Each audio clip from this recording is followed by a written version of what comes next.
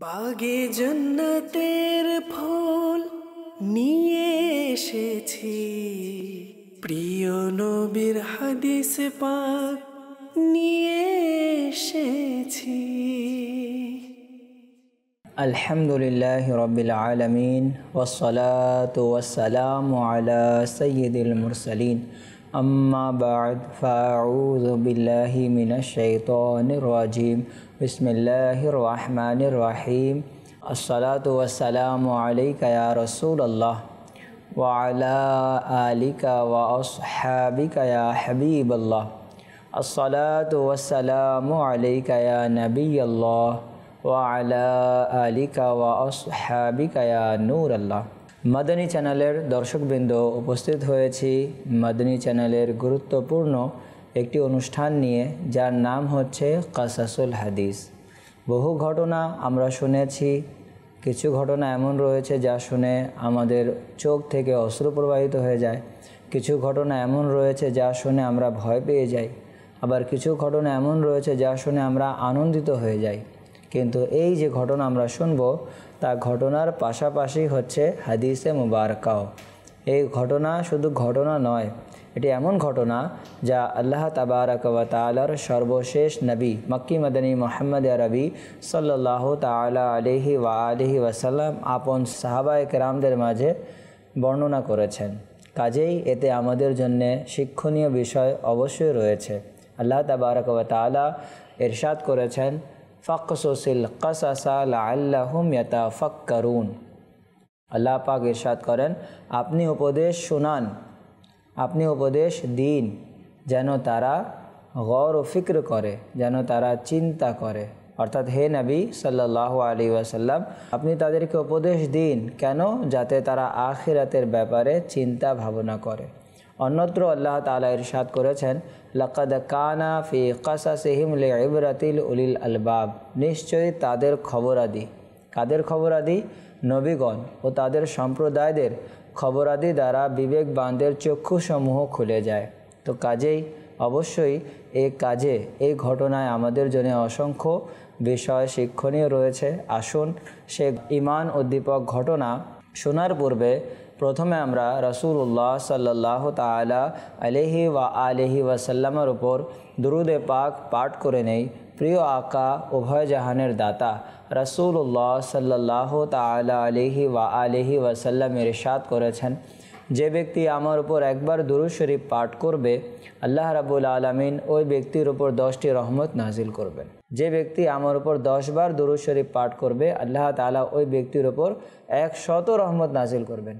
আর যে আমার উপর 100 বার দুরূদে পাক পাঠ করবে, তবে আল্লাহ তাআলা ওই ব্যক্তির 2 চোখের মধ্যখানে লিখে দিবেন যে এই ব্যক্তি মুনাফিকাত এবং জাহান্নামের আগুন থেকে মুক্ত।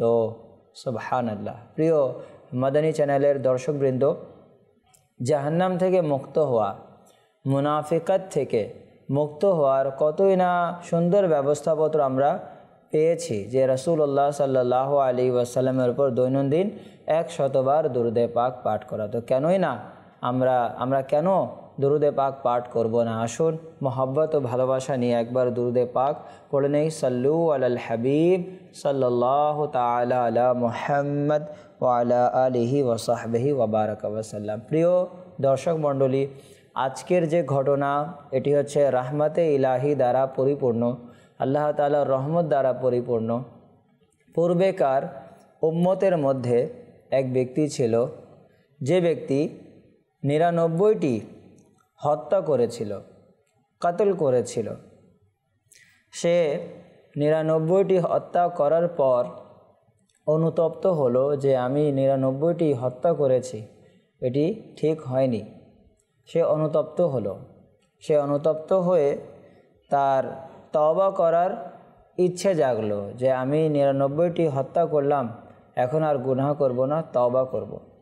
সে তওবা করার জন্য লোকদেরকে জিজ্ঞাসা করলো যে এমন কোনো ব্যক্তির সন্ধান দাও যার কাছে গিয়ে আমি তওবা করব।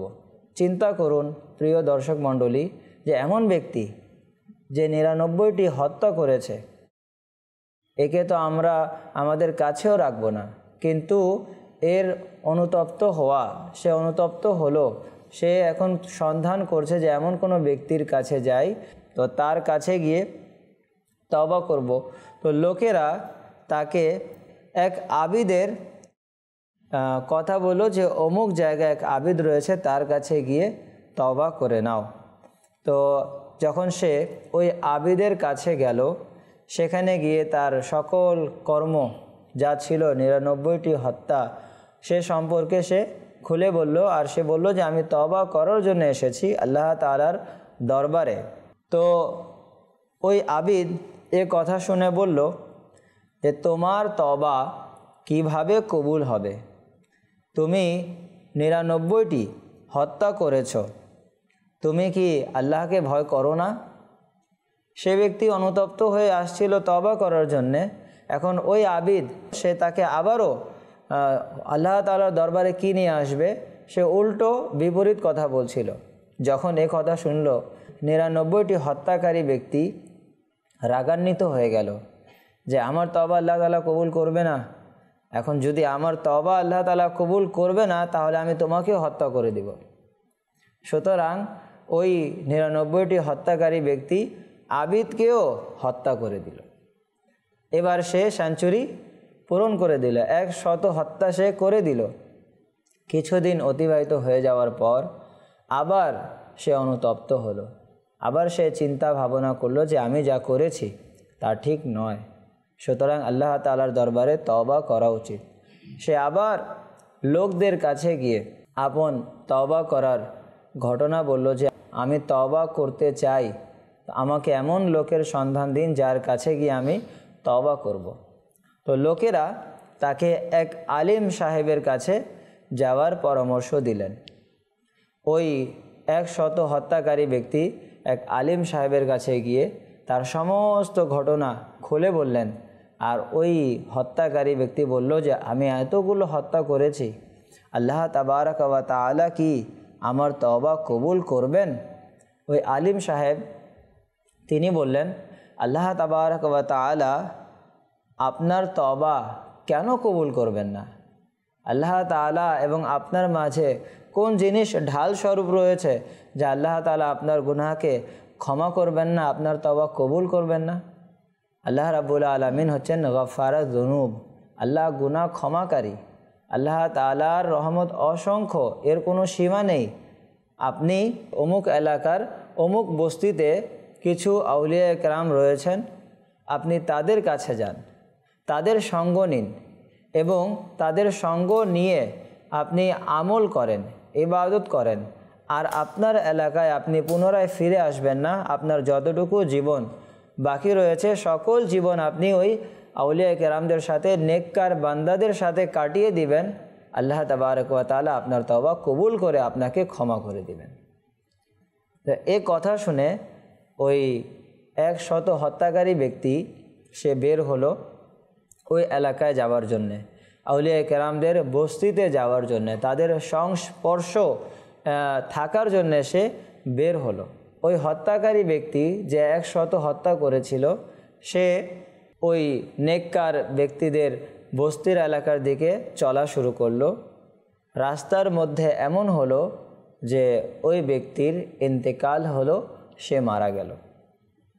মারা যাবার পর রহমতের কিছু ফেরেশতা আসলেন আর কিছু আযাবের ফেরেশতা আসলো। রহমতের ফেরেশতা এ বলে তাকে নিয়ে যাচ্ছে যে এ ব্যক্তি নেককারদের কাছে যাচ্ছিল, সে কারণে রহমতের ফেরেশতা নেকির দিকে নিয়ে যাচ্ছে, জান্নাতের দিকে নিয়ে যাচ্ছে। পক্ষান্তরে আযাবের ফেরেশতা তারা এ বলে নিয়ে যাচ্ছে তাকে জাহান্নামে যে এ ব্যক্তি 100 হত্যা করেছে, সে নেককার কিভাবে হতে পারে? তাকে জাহান্নামে নিয়ে যাওয়ার জন্য তারা উদ্যত হলো, তারা প্রস্তুতি নিল। এখন রহমতের ফেরেশতা আর আযাবের ফেরেশতা এই দুইজনের মধ্যে ইখতিলাফ হয়ে গেল। একজন নিয়ে যাচ্ছে জান্নাতের দিকে আর কিছু ফেরেশতা নিয়ে যাচ্ছে জাহান্নামের দিকে।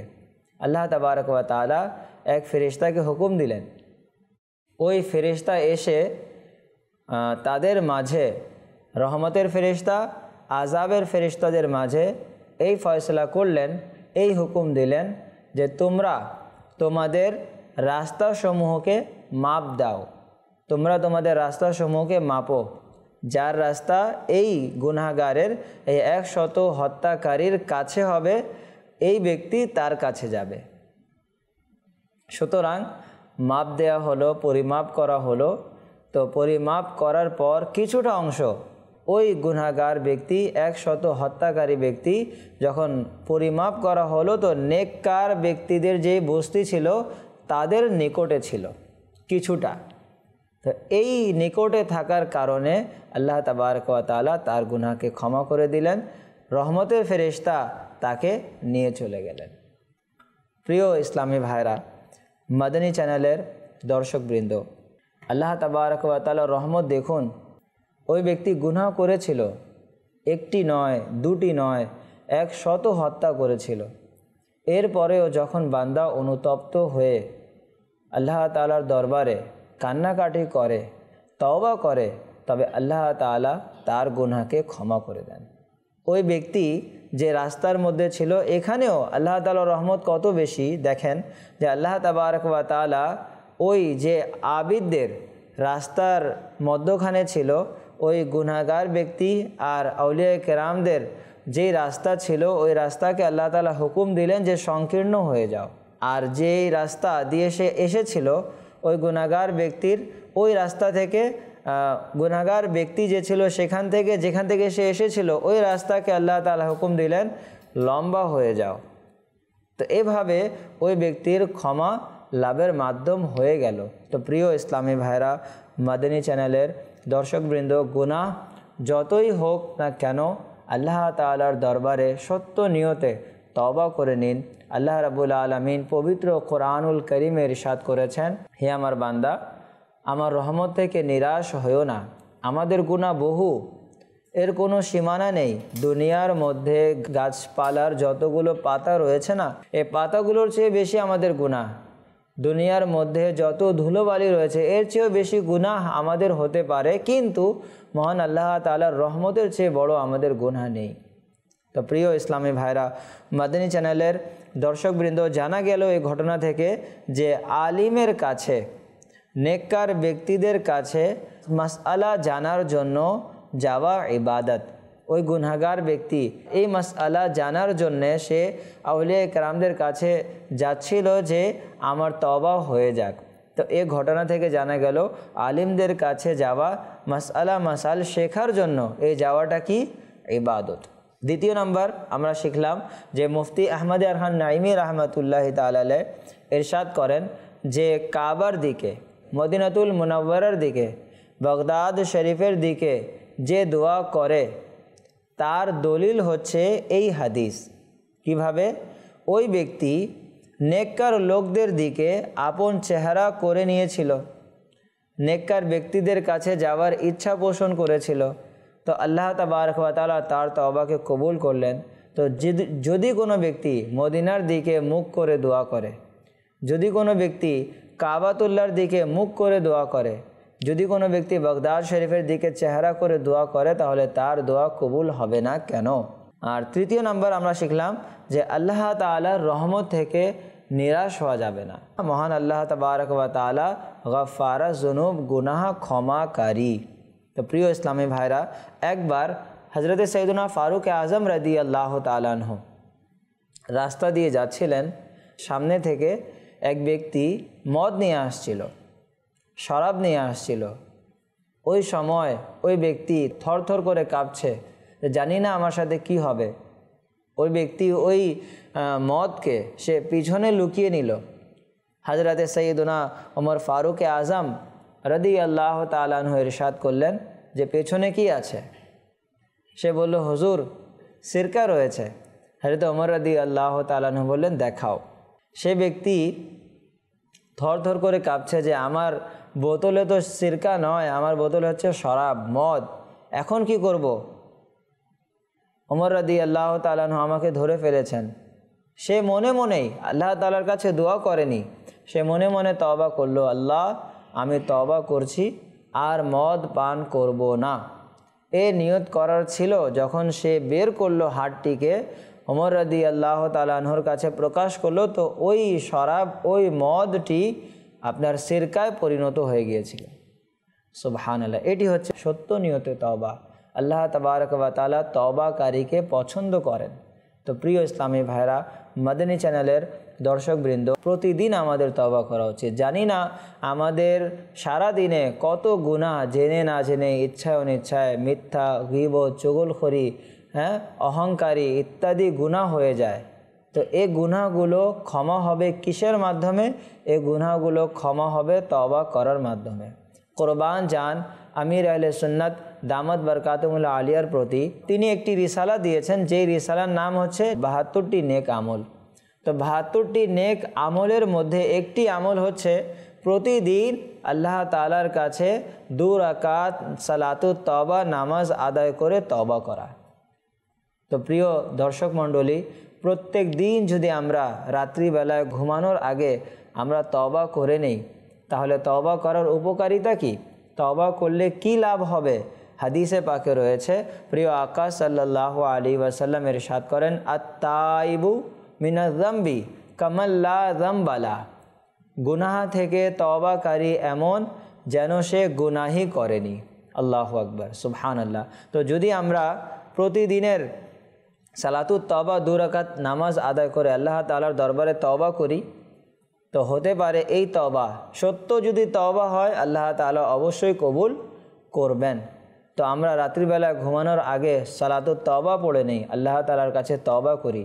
জানি না আমরা যে আজকে ঘুমাবো, আগামীকালকে উঠতে নাও পারি। কাজেই প্রত্যেক দিন আমাদের তওবা করা উচিত। আল্লাহ রাব্বুল আলামিন আমাদেরকে প্রতিদিন সালাতুত তওবা নামাজ আদায় করার তৌফিক দান করুক। যা শুনেছে এর উপর আমল করে অন্যদের নিকট পৌঁছে দেওয়ার সৌভাগ্য দান করুক। আমিন।